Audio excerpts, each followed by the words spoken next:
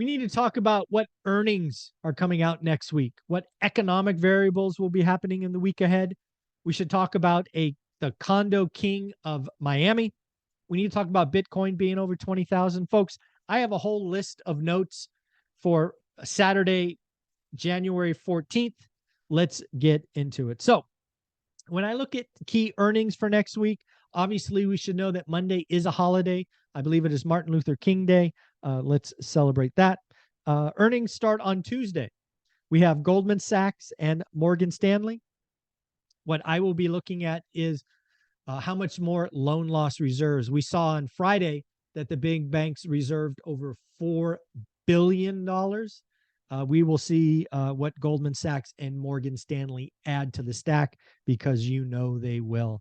Also, we'll be getting United Airlines. Will United Airlines be reporting a monster number and increasing guidance like American Airlines, or will they be more conservative? Wednesday, we get JB Hunt Transport, right? Are we seeing a slowdown or not? And we will get a report from Alcoa.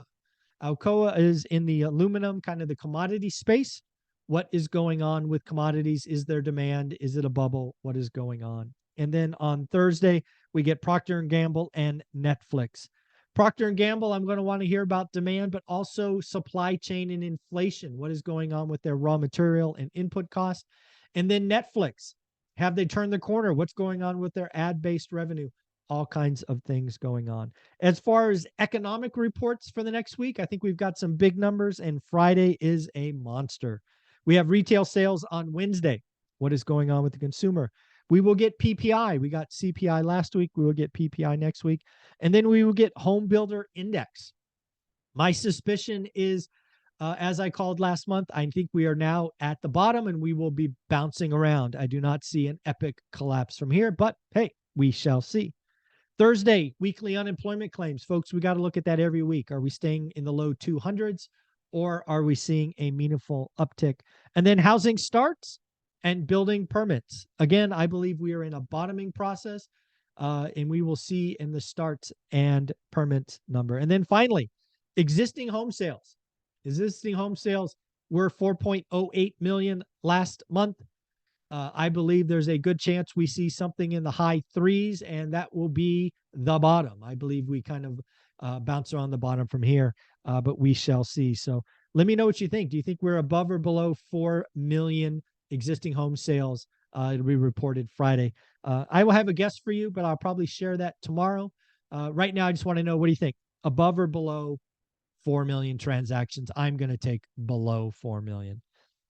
On top of that, sounds like there's an exciting project in Miami. The condo king of Miami, Jorge Perez, is building a 10-story, 50-unit building costing $1.2 billion.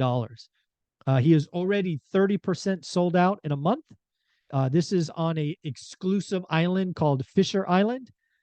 Units start at $15 million, and with the penthouse going for $90 million. Woo!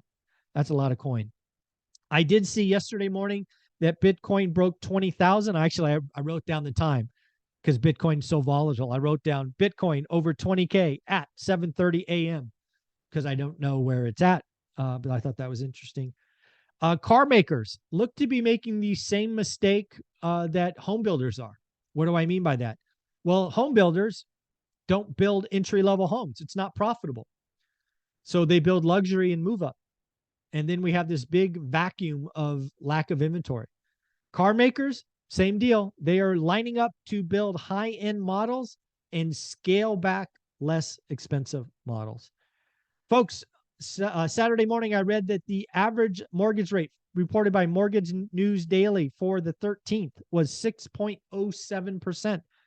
FHA, 5.65%. One of the 12 calls I made about 12 housing calls about 2023 was mortgage rates would average under 6%. Feeling pretty good about that one. Lastly, some talk about from Redfin. Active inventory up 18% year on year. New listings down 10%. Days on market up to 40 days from 18. Remember, folks, one of my 12 calls is that days on market. I don't remember what I called, but it's in there. I think would be 50 days, maybe 60 days. we are going higher.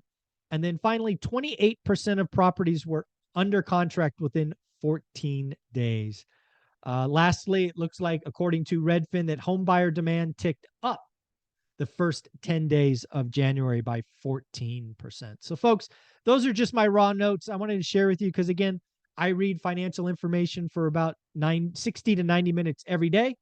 And I thought I would share with you what I read for Saturday, January 14th. Folks, I have a playlist on this channel called Daily Financial News that goes back years. You can see what we are talking about. Take a listen. Let me know what your favorite is. Take care.